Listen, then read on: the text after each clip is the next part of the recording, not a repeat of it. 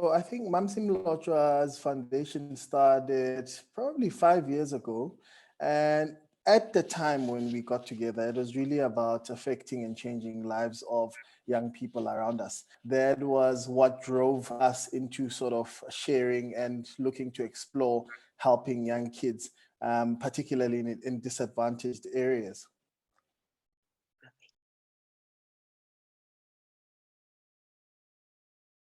That is an obvious challenge. And I think early on, when there wasn't a lot of education and a lot of insight on how to go about being safe whilst doing good work, there was a challenge around logistics, more importantly, because you had to think about social distancing, and in environments like ours, touching work, because when we talk about disadvantaged kids in homes, etc., the lack is of emotional and sort of affectionate bits and pieces that you'd get in a home, for instance.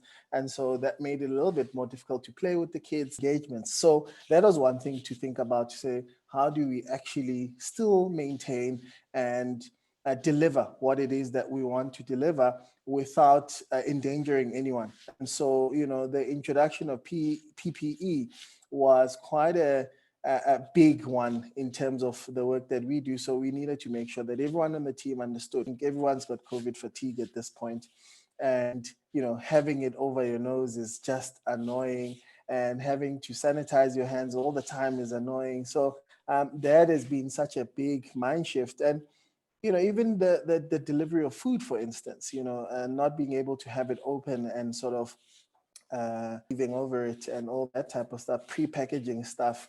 That's all the stuff that we've had to think about. So how do we still deliver on our promise without actually creating more of a problem? So that's been quite a big challenge, but at the same time, I think a fun thing to fix. I think we have a bunch of young, talented, quite smart individuals in the foundation, and so it's great to hear people come up with solutions on how to actually execute on some of the work that we do.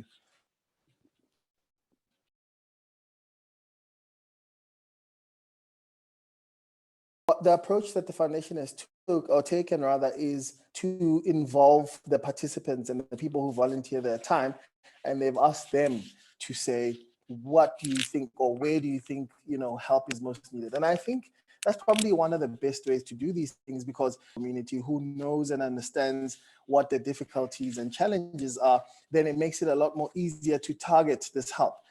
You can imagine if we take, for instance, food to a community center that actually gets a soup kitchen from a big corporate, it sort of negates, the kind of help that you're trying to give.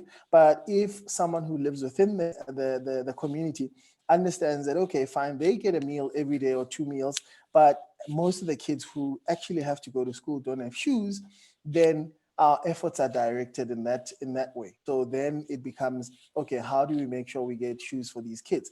And so then you start looking for the different partners to work with. So a lot of it has come from direction within the organization, but also going out into social media and asking people, where do they think they would like to help? And that's how we've garnered sort of the support of people from the outside as well, because it's affecting areas that they live in, and it's an extension of who they are.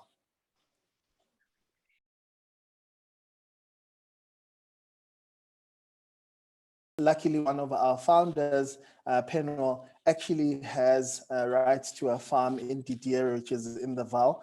And so we are looking at actually starting, there's already some farm activity going on the farm, but we're now looking to actually dedicate a patch of land to the community to actually start growing sustainable plants, vegetables rather, that are going to allow us to actually sell them in return and be able to distribute those funds project. Because when we talk about sustainability, we got to make sure that the crop that we choose makes sense, that the people understand how to maintain and grow it, but also if there is a market for us to put it into, and will it yield the sort of revenue that we're looking for to create something sustainable. So it's not going to be, there's a lot of stuff you could plant today and get some produce in 2-3 weeks, but thinking about what it is that we can do over a period of a year that's going to allow us to actually rotate the crop, the soil, because that's another important factor.